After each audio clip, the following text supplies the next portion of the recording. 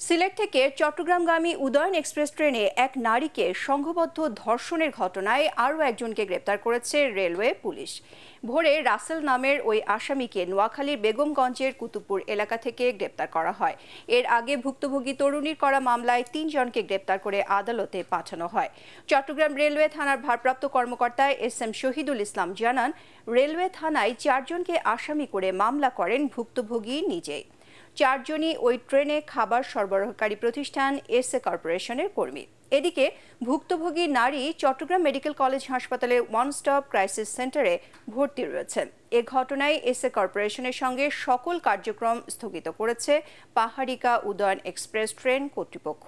এছাড়া ধর্ষণের ঘটনায় ট্রেনটির দায়িত্বে থাকা গার্ড আব্দুর রহিমকে সাময়িক বরখাস্ত করা হয়েছে। বুধবার ভোর 4:30টায় ট্রেনটি কুমিল্লার লাকসাম পার হয়ে চট্টগ্রামের দিকে যাওয়ার সময় ধর্ষণের এই ঘটনা ঘটে। এদের সম্পর্কে আগে কোনো অভিযোগ পাই নাই, আজকে অভিযোগ পেলাম।